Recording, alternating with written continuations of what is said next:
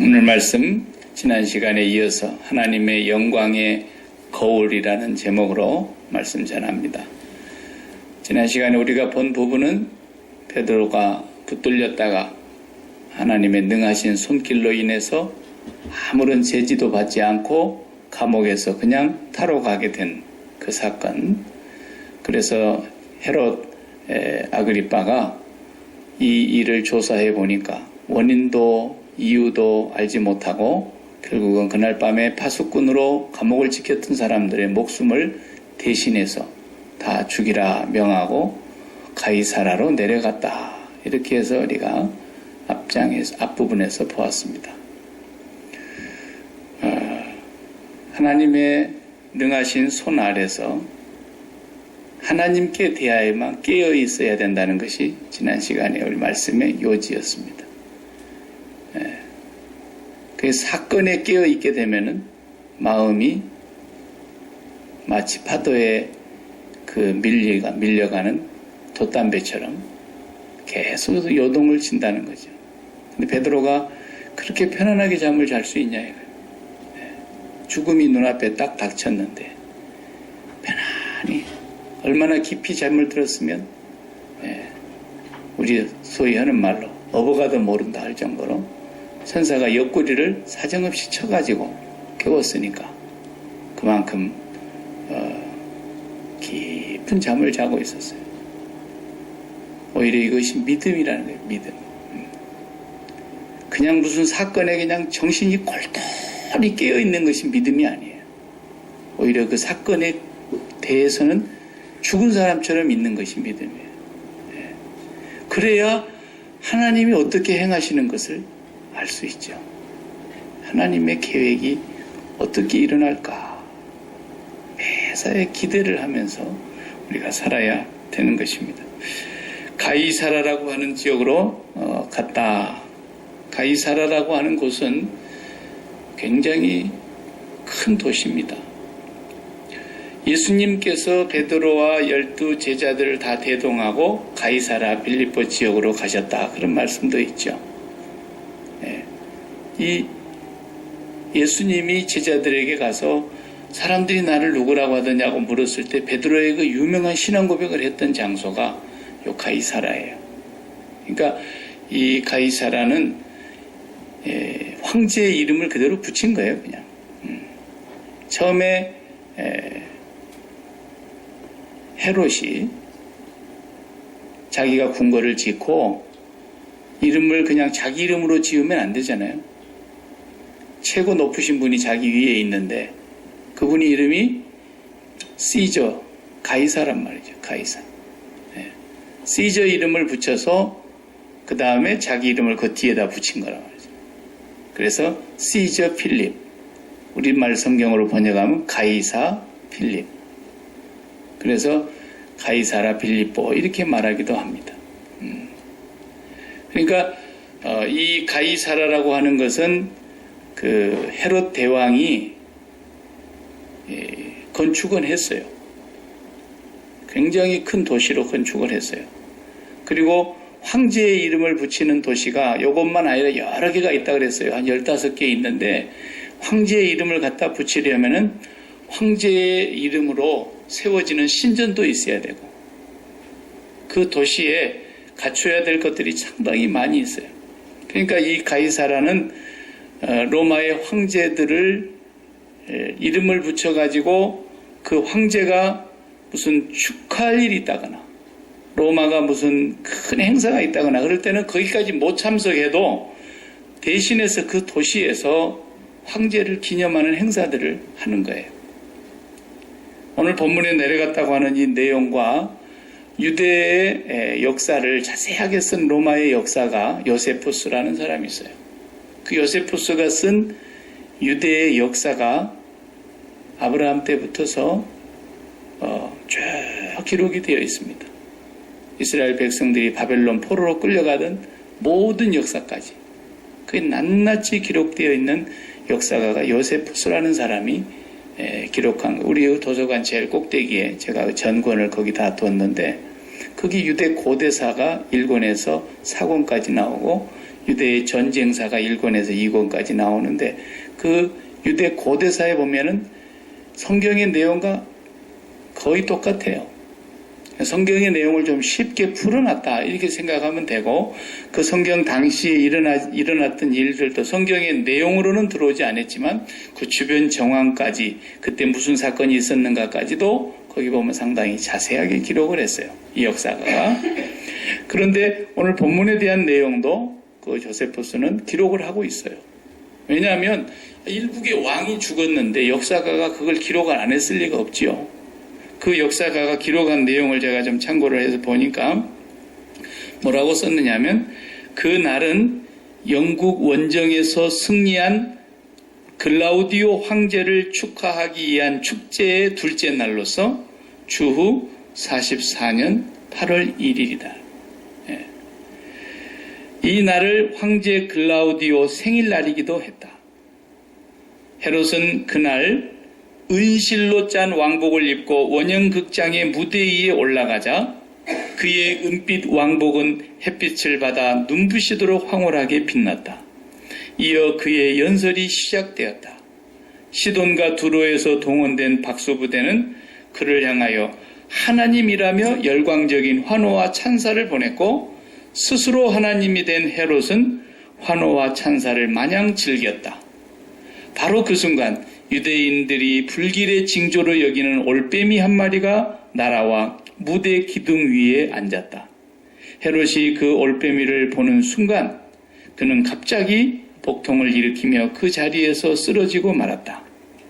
놀란 측근들은 황급히 왕궁으로 옮겼지만 끝내 정신을 차리지 못하고 사경을 헤매던 헤롯은 불과 닷새 만에 숨을 거두고 말았다. 이렇게 기록하고 있어요. 그러니까 사도 베드로가 붙들렸다가 천사의 도움으로 풀려나고 감옥의 간수들을 다 죽이라고 명령하고 유대에서 그 가이사라로 내려갔단 말이죠. 이 사람이. 그래서 거기서 죽었어요. 그 내용의 큰 줄거리가 지금 역사가가 쓴 내용하고 맞아떨어지는 거예요. 그때가 44년 8월 1일이었다는 로마 글라우디오 황제의 생신날, 더구나 영국의 원정 갔다가 전쟁에서 승리한 날에 그 축하하는 기념일에 그 도시에서 그 큰 행사를 하니까 거기에 참석차 가서 그렇게 된 거예요. 오늘 본문을 조금 더 자세히 들여다보십시다. 우리가 함께 읽은 20절 내용을 먼저 보시면 헤롯이 두로와 시돈 사람들을 대단히 노여워하니 그들의 지방이 왕국에서 나는 양식을 먹는 까닭에 한마음으로 그에게 나와 왕의 침소 맡은 신하 블라스도를 설득하여 화목하기를 청한지라. 이렇게 되어 있어요. 이 두로와 시돈은 가이사라 지역에서 가까운 지중해를 끼고 있는 항구 도시예요. 여기로 말하자면 그냥 시애틀 바닷가 도시란 말이에요. 그러니까 농사 짓는 땅이 없이 그냥 무역하는 항구 도시니까 배만 들어왔다 나왔다 장사하는 상인들만 많이 자리 잡고 사는 곳인데 여기에 농사를 못 지는 곳이니까 쌀은 어디서 갖다 먹냐? 헤롯이 통치하는 유대 땅에 와서 쌀을 갖다 먹는 거예요. 근데 이 헤롯 아그리빠가 뭐 어떤 일이 있었는지 자세히는 모르겠지만은 쌀 안 줘. 그래가지고 그냥 쌀 식량 지원하는 것을 원조를 끊어버렸단 말이에요. 안 팔아. 이렇게 해서 딱 끊어버리니까 굉장히 난감하게 됐어요. 그러던 차에 이 두로와 시돈 사람들이 헤롯하고 어떻게든지 화해를 해서 다시 식량을 지원받으려고 하는 그 차에 가이사라에 내려왔다는 얘기를 듣고서는 그 헤롯의 침소에서 수종을 드는 그 신하하고 이렇게 좀 잘해서 우리가 좀 만나서 이 문제를 좀 풀게 해달라 이렇게 했다는 거예요. 그래서 나를 잡았다는 얘기가 21절에 헤롯이 나를 택하여 그 어떤 나를 택했어요. 그랬더니 두로와 시돈 사람들이 많이 몰려왔겠죠. 그런데 그날 왕복을 입고 단상에 앉아서 백성에게 연설을 하더라 그랬어요. 백성이 그 연설을 듣고 있다가 22절에 보니까 백성이 큰 소리로 뭐라고 외칩니까? 이건 신의 소리요 사람의 소리가 아니다. 이렇게 소리를 쳤단 말이에요. 이건 신의 소리요 사람의 소리가 아니다. 좀 아부하는 말이겠죠. 예. 여러분들이 저한테 아부한다고, 이야, 정말 이런 설교는 창세 이후에 처음 듣는, 뭐 이렇게 하면은 어떻게 하겠냐 이거예요. 근데 이 헤롯이라는 이 사람이 그 말을 듣고서는 스스로 자기가 하나님 된 것처럼 아주 그 칭송하는 소리를 들으면서 기분이 좋아가지고 막 어쩔 줄을 모르더라는 거예요. 예. 그러고 있는데 성경에는 안 나와 있지만 아까 제가 요세푸스의 그 역사 읽었지 않습니까? 올빼미 한 마리가 그 헤롯이 앉아있는 옆에 기둥에 와서 딱 앉는 것을 보고, 유대인들은 올빼미가 조금 우리나라로 말하자면 까마귀 같은 새라 이거죠. 여기는 까마귀가 또 길조요. 까치가 흉조고, 거꾸로도 여기는 또. 우리 한국은 까마귀가 흉조고 까치가 길조라 그러는데, 올빼미가 와서 이렇게 딱 앉으면은 굉장히 기분 나빠하고 뭔가 좀 안 좋은 일이 있는 불길한 예감이 드는 새인데, 그 새가 올빼미가 딱 와서 앉는 순간에 헤롯이 그 올빼미를 바라보다가 쓰러졌다는 거예요. 그리고 못 일어났어요. 근데 오늘 성경에 보면은 뭐라고 나옵니까? 벌레가 충이 먹었다. 어떻게 해서? 주의 사자가 그를 쳤다 그랬어요. 23절을 우리 다 같이 보겠습니다. 헤롯이 영광을 하나님께로 돌리지 아니하므로 주의 사자가 곧 친히 충이 먹어 죽으니라. 예, 충이 먹어 죽었다. 그럼 무슨 말입니까? 그냥 벌레가 뜯어먹었다 이런 얘기가 아닙니다. 이 본문을 제가 보니까 그 발음이 좀 희한해요. 스콜레 코브로토스라는 말인데 헬란 말로 보니까 스콜레 코브로토스가 뭔 말인가 봤더니 벌레를 그렇게 번역했어요. 벌레. 요즘 말로 하면 그냥 박테리아에 감염된 거예요. 세균 감염돼서 죽은 거라 그런 뜻이죠. 의학적으로 볼 때. 그러니까 하나님의 사자가 그를 친히 뭔가에 물렸는데 그것이 박테리아 감염으로 인해서 죽은 거라고 말해요. 이 헤롯이 얼마나 힘이 많은 사람입니까? 권력이 다 죽여. 그러면 죽이는 거. 그 사람 말 한마디가 법이니까. 짐은 곧 하늘이요 왕은 곧 법이니까. 베드로를 죽여서 유대인들에게 환심을 사보려고 그랬죠. 자기가 다스리는 지역에 밀란이 일어나면 곤란합니다. 언제나 밀란은 언제 일어나느냐면 군중들이 모일 때. 6월절에 군중들이 보통 예루살렘에 한 100만 명 이상 모인다고 하는 거예요. 예? 역사가들이 얘기하면 100만 명 이상 그 군중들이 모일 때면 꼭 술렁거리고 밀란이 일어나고 그런 일들이 더러 있었기 때문에 이번에 이 6월절에 좋지 못한 일이 벌어지면 안 되니까 유대인들의 민심을 사기 위해서 야고보를 먼저 죽였더니 이 사람이 생각했던 그 얘기가 딱 맞아떨어진 거예요. 정치적으로. 그러니까 야고보 말고 이제는 베드로를 잡아 죽이려고 했던 사람. 유대인들의 마음을 사서 밀란을 잠재시키고 자기가 다스리는 지역이 조용해야 자기 정치적인 입지도 단단하니까. 그래서 이 사람이 자기 하고 싶은 대로 하는 거예요. 야, 그쪽에 두로와 시돈 양식 끊어. 그러면 끊는 거죠. 조금만 자기가 기분 나쁘면 기분대로 해버리는 사람이라는 거예요. 이렇게 정치적인 권력이 대단한 사람, 야망도 있는 사람, 그런 사람이 벌레에 물려 죽었다. 네. 얼마나 이게 아이러니합니까? 그죠? 이렇게 권세가 있는 사람이 쉽게 말하면 요즘식으로 표현해 봅시다. 모기에 물렸는데 말라리아로 죽었다. 이런 얘기 아닙니까? 사람이 굉장한 것 같아도 여러분 지금도 이게 덥다 그러지만 이건 지금 바깥 온도가 더우니까 우리가 안에도 이렇게 좀 오늘 좀 기기가 이상이 있었습니다만은 우리 몸이 36.5도라 그러죠. 우리 몸이 한 2도만 올라가 봐요. 38.5도만 올라가면 다 드러눕습니다. 네. 병원에 가야 됩니다. 우리 몸의 온도를 이렇게 바깥 온도가 뜨거워도 우리 몸의 온도가 바깥 온도와 큰 영향 없이 36.5도, 37도를 넘지 않는단 말이죠. 그러니까 우리가 사는 거예요. 38도만 돼도 우리 지금 예배 못 드려요. 우리 몸뚱아리에. 사람이 대단한 것 같지만 모기에 물려가지고도 죽을 수 있고 요즘 지금 서아프리카 지역에 에볼라가 지금 확산된다 그래서 요즘 경계령이 내리지 않습니까? 벌써 2월 달에 시작했는데 이게 잠재 들어가지 않고 600명 이상 지금 벌써 죽었어요. 오늘 아침 뉴스에는 치료하던 의사도 죽었어요. 어떻게 할 길이 없어요. 원인도 모르니까. 바이러스 백신도 없고. 이게 지금 치료가 어려운 그런 이상한 전염병이에요. 사람이 죽으려고 그러면 너무 간단히 쉽게 모기 한 방에 물렸는데 그대로 죽더라. 이런 경우도 있고. 어제 우리 캐나다의 뉴스를 보니까 또 몬트리올, 케벡주의 몬트리올 도시에 바로 옆에 있는 시장, 여자 시장님께서는 말벌에 쏘였는데 그냥 벌에 쏘여서 돌아가셨더라고요. 참 안타까운 죽음을 하셨어요. 사람이 굉장히 강한 것 같지만 이 모든 생사화복이 하나님의 손에 달려 있습니다. 하나님의 손에.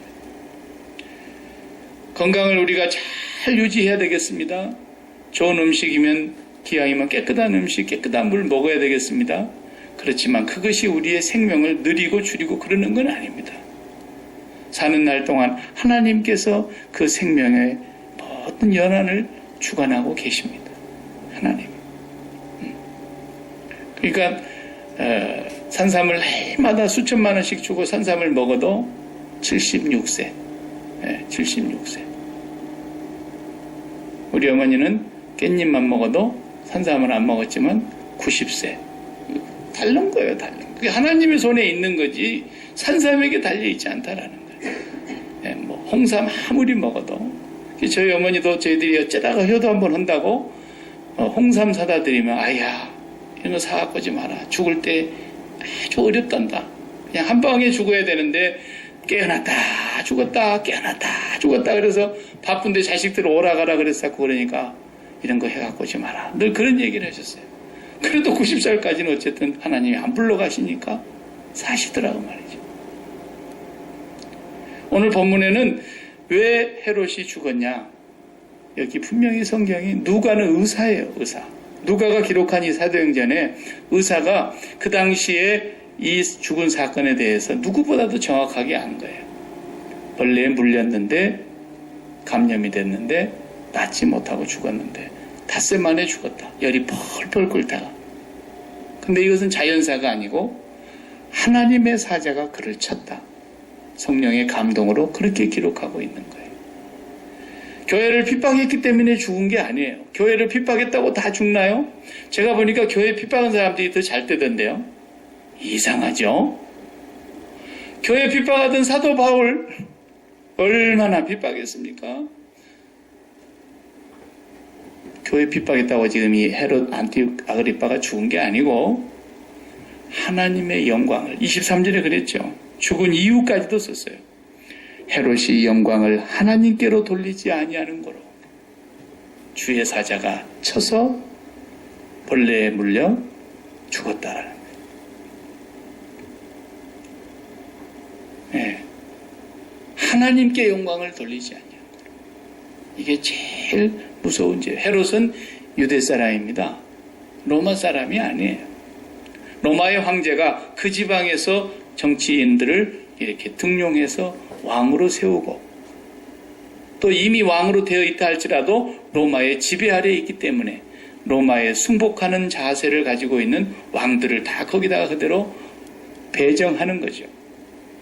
이 사람은 하나님을 아는 사람이에요.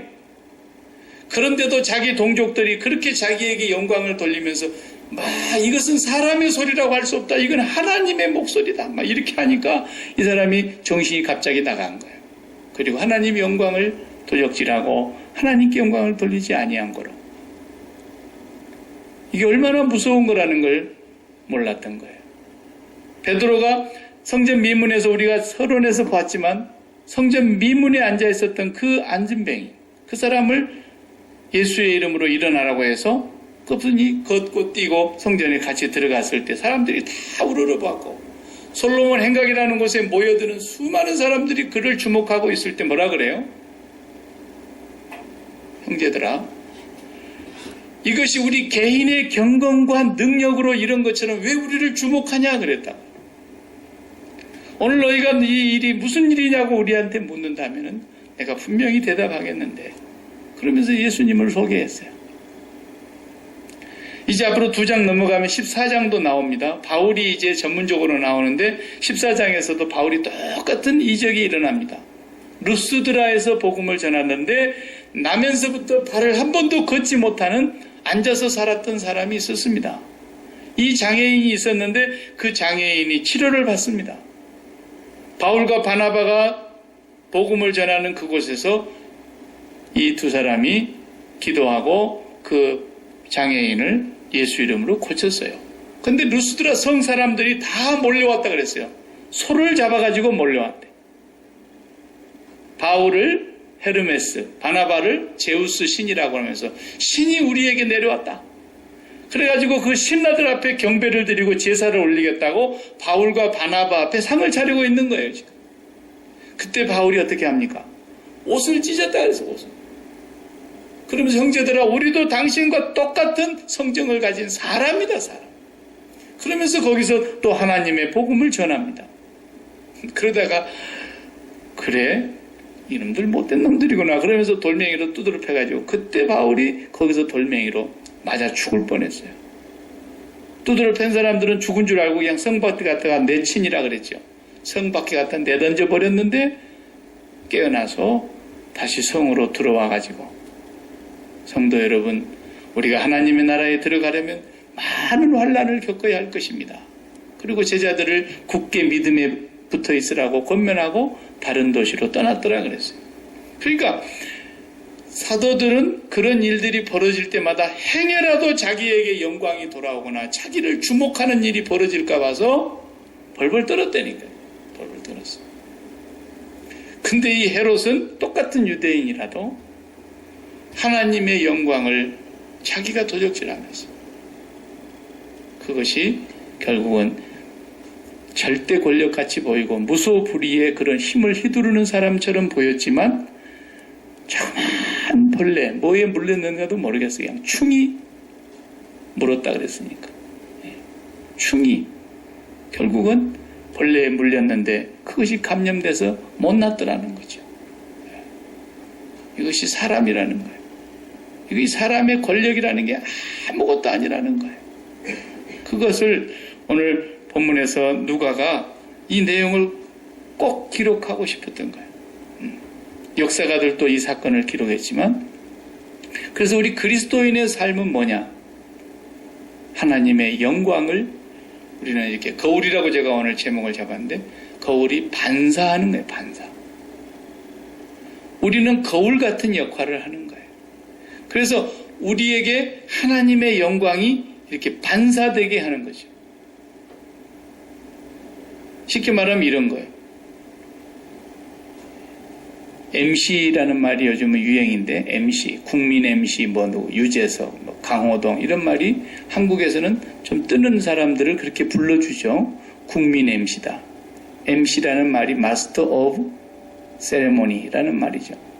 그러니까 어떤 세레모니가 있거나 어떤 행사가 있는데 거기에 행사를 모든 것을 책임 맡아서 사회도 보고 안내도 보고 그 행사를 처음부터 끝까지 마무리를 지으면서 그 행사를 잘 빛내게 해주는 사람을 보고 MC라 그래요.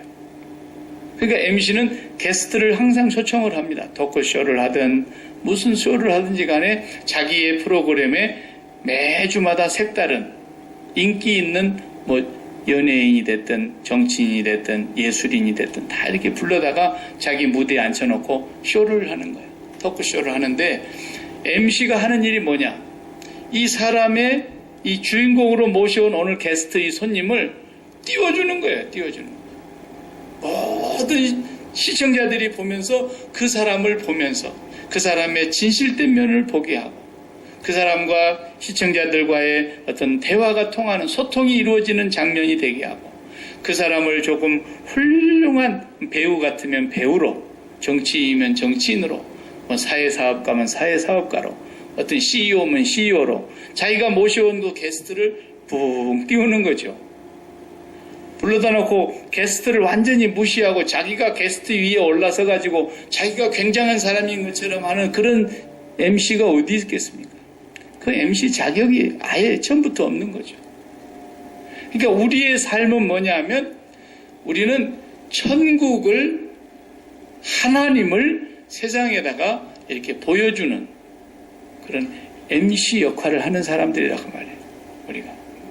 우리의 직분이 뭐든지 상관없어요. 타이틀이 뭘 갖고 있느냐, 그 사람 직업이 뭐냐, 그 사람이 어디에서 일하냐, 그것이 무엇입니까? 그거 상관할 바가 아니에요. 어디든지, 그게 가정이든지, 또 직책이 남편이든지, 아내든지, 엄마든지, 아버지든지, 자식이든지, 어느 곳에 있든지 간에 오늘 나의 그 타이틀과 내가 일하는 그 현장은 나의 프로그램이에요. 그 프로그램에서 내가 MC를 보고 있는 거라고 말해요. 그런데 거기에 참가 초청받은 분이 누구냐? 하나님 아버지란 말이에요. 그것을 관람하고 있는 관객은 누구냐? 구름같이 둘러싼 하늘의 허다한 우리 믿음의 선조들, 믿음의 증인들이란 말이에요. 그 사람들이 다 지켜보고 있는 가운데 믿음의 주요 또 온전케 하시는 이 예수를 바라보면서 우리가 믿음의 경주를 해야 되는데 얽매이기 쉬운 모든 죄를 다 옷을 벗어버리고 그리고 막 달려가자 그랬지 않습니까? 그 많은 관객들이 허다한 구름같이 둘러싼 증인들이 보고 있는 그 앞에서 나의 이 땅에 살아있는 삶의 이유는 뭐예요? 내가 MC 보는 사회자라니까. 나의 삶을 통해서, 내 삶의 무대를 통해서, 내가 갖고 있는 타이틀을 통해서 내게 초청받은 하나님 아버지 게스트를 가장 영광스럽게 나타내는 삶이라고 말해요. 이게 우리의 삶이어야 된다. 헤롯이 그렇게 살아가야 될 삶을 자기가 다 독차지하고 하나님께는 영광을 돌리지 아니하는 거로 벌레가 먹어서 죽도록 하나님의 사자가 그를 심판을 한 것입니다. 성경을 보십시오. 성경에 나오는 모든 주인공들이 다 그거예요. 어떤 환경에 놓여 있든지 그걸 나타냈던 거예요. 바울의 일평생 선교사에게 고백이 그거 아닙니까? 편지마다 드러내는 건 뭡니까? 나의 간절한 기대와 소망을 따라 아무 일이든지 부끄럽지 아니하고 오직 전과 같이 이제도 온전히 내 몸에서 그리스도가 존귀케 되게 하려 하나니. 그렇지 않습니까? 내게 살아가시는 분이 나는 죽었고 내게 사는 분이 그리스도이니까 죽는 것도 유익합니다. 사나 죽으나 내가 주님의 것입니다. 언제나 하나님의 나라의 MC로서는 천국 MC 최고의 최고. 국민 MC 아무개 이렇게 칭호를 붙여주는 것처럼 사도 바울의 그 삶은 천국 MC의 삶으로 자기의 삶의 모든 무대에서 누구만 드러나겠느냐? 하나님만 다 드러나게 하는 거예요. 여러분, 제가 그렇게 이 세상을 살아라고 지금 우리를 안 불러가고 있는 거예요. 예수 믿고 구원받은 사람에게 최고의 축복은 뭐냐? 그날 바로 천국으로 입성하는 거예요. 그리고 구름같이 둘러싼 허다한 증인의 자리에 우리도 같이 관객석에 딱 앉아있는 거라고요. 그런데 우리는 아직 거기로 불러가지 아니하고 세상에 남겨두시고 이 세상이라는 무대 속에 우리에게 갖가지 타이틀을 붙여주시면서 우리의 삶의 무대를 주시고 프로그램을 깔아놓으신 것은 여기를 통해서 천국의 MC 역할을 하면서 오늘 또 우리의 삶의 중심에 와 계시는 하나님의 영광을 네가 좀 보여다오. 이거 아니겠습니까? 그렇게만 우리가 살아간다면 그리스도인으로서 아마 최고의 삶일 겁니다. 아무개를 보면은 정말 내가 저 사람 정말 예수 믿는 사람이다. 그럼 그렇지. 예수 믿는 사람이니까 저렇지. 뭔가 예수 믿는 사람은 그래서 다르구나. 그럴 때 우리의 삶에서 하나님의 영광이 예수의 이름이 존귀케 된단 말이죠. 이것이 성경에 나타난 모든 인물들 다 그렇게 하나님이 쓰셨어요. 모세도 자기의 생애 가운데 계속 드러내는 게 뭐겠어요? 광야에 가면서 40년 동안을 가면서 모세가 하는 건 그거밖에 없어요. 막 백성들이 원망하는 소리가 들립니다. 모세와 아론을 원망합니다. 차라리 우리를 애굽에 쳐서 그냥 살도록 놔두지, 거기서 죽도록 놔두지, 막 그러면서 계속 원망하는 소리가 끊임없이 들릴 때마다 모세는 어떻게 합니까? 그 사람들을 상대를 하는 게 아니라 하나님만 상대하는 거예요. 하나님, 내가 이 사람들을 낙티를 했습니까? 내가 언제 하겠다고 얘기를 했습니까? 어떻게 하면 좋겠습니까? 그 하나님께서 모세에게 시키는 대로 MC만 하는 거예요. 그 시키는 대로가 율법이에요. 그래서 시내산에서 율법을 이렇게 주신 거예요. 그리고 모세가 하나님의 명령대로 여러분 지금부터 하나님을 보여드리겠습니다. 조용히 계시기 바랍니다. 여러분의 눈앞에 보이는 제 애굽의 군대는 오늘 이후로 다시 볼 일이 없게 해주신답니다. 그리고는 이 진퇴양난의 위기에 놓여있는 그 위기 일발의 상태에서도 하나님의 영광만 바라보게 하라고. 여러분 잠잠하시기 바랍니다. 지금 하나님이 우리 가운데서 어떻게 행하시는가 그 구원의 행위를 보십시오. 모세가 뭐 한 거 그거밖에 더 있습니까? MC 본 거예요. MC. 그래 하나님이 쫙 나타나셔가지고 하나님께서 처리하시고 모든 면에서 그렇게 모세가 했는데 한 번 그렇게 못했다가 모세야 이제 너는 여기서 끝내자 그랬잖아요. 하나님께서 한 번 딱 그렇게 못하고 모세가 거기서 마감했어요. 신약시대의 사도들도 다 그렇게 살았습니다. 신약시대는 어떻게 살아가는 겁니까? 하나님의 영광을 이렇게 비추는 것, 하나님의 영광의 거울의 역할을 하는 것. 신약시대의 MC는 좀 달라요. 구약시대보다 더 선명해요. 왜? 예수 그리스도께서 오셨기 때문에. 그래서 하나님의 영광이 나타나기 위해서 그리스도께서 하신 일이 뭐냐? 모든 백성들이 하나님을 보게 하려고, 하나님께 나아가게 하려고, 하나님의 영광을 보게 하려고 예수님께서는 어떻게 하셨습니까? 십자가에서 죽으신 거예요. 그 십자가에서 죽으니까 사람들은 이제 모든 게 끝났네. 우리가 잘못 짚었네. 참 낙심하고 예수님 십자가 위에서 마지막에서라도 뭔가 기적을 한번 일으키면서 짠 하고 내려오셔가지고 기가 막힌 일을 행할 줄 알고 혹시나 하고 있는데 혹시나가 뭐예요? 역시나 그러고 죽었어요. 아무 의미 없이 죽어버리는 거예요. 그리고 무덤의 장례를 끝내버리는 거예요. 캄캄한 밤이 며칠이 흐릅니다. 그런데 거기서 부활하시고 하나님의 영광을 나타내신 것입니다. 그 십자가의 그 형벌을 통과하시면서 하나님의 영광이 나타나기 시작했던 거예요. 그러니까 오늘도 우리가 하나님의 영광을 나타내려면 우리도 똑같이 그 길을 같이 가야 돼요. 그리스도와 함께 똑같이 가야 거기서 하나님의 영광이 나타나요. 그러니까 우리가 하나님의 영광을 보여주려면 아빠됨이 죽어야 돼요. 네. 진짜 그래야 하늘 아빠가 역사하셔요. 엄마됨이 죽어야 돼요. 하늘의 아빠, 하늘의 아버지, 하늘의 하나님께서 역사하시는 것. 우리가 깊이 개입하면 개입할수록 하나님의 영광을 해방하는 일이 생길 때가 너무너무 많아요. 우리를 보고 뭐라 그러셨냐면요. 지난주에 우리 성경 공부 시간에 그걸 다뤘는데 하나님께서 노아 보고 그러셨어요. 노아야, 내가 이제 다시는 사람을 심판하지 않겠다. 물론 다시는 이런 심판을 내리지 않겠다. 왜냐하면 사람이 그 마음에 생각하는 계획이 어릴 적부터 항상 악하기 때문이다 그랬어요. 좀 기분 나쁘신가요? 하나님이 그렇다 그러면 그런 거예요. 네?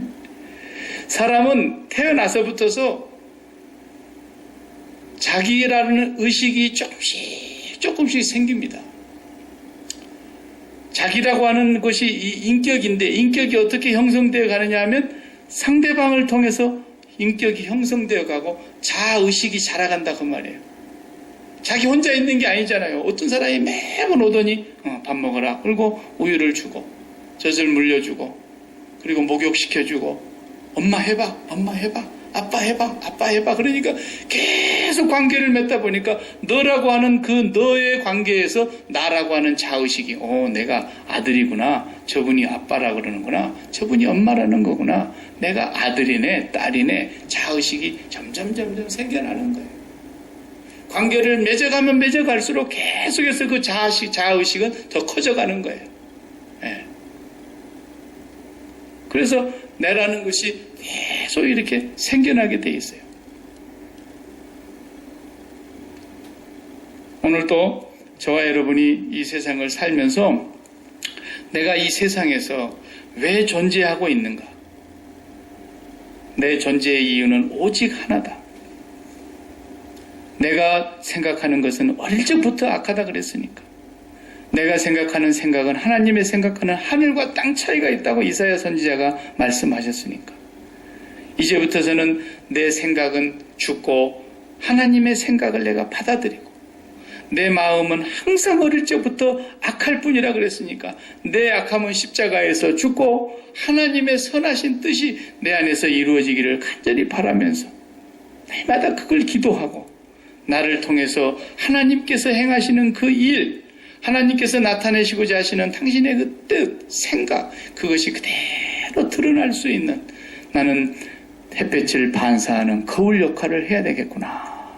이렇게 살아갈 때 하나님이 영광을 받으시고 하나님께서 그 사람을 통해서 기뻐하시고 계속 일을 하신다. 이것을 오늘도 우리 마음속에 꼭 명심하시면서 우리 워싱턴 한인 장로교회를 다니는 하나님의 가족들, 우리 가족들, 적은 숫자이지만 우리 가족들을 볼 때 하나님이 보시든 나를 아는 이웃이나 나와 늘 관계를 맺고 살아가는 어떤 인간관계 속에서 아는 사람들이 하나님을 믿는 아무개 참 정말 진실하고 정말 저 사람은 십자가 정신으로 희생하고 언제나 양보하고 언제나 저 사람은 죽은 사람처럼 저렇게 살아가는구나.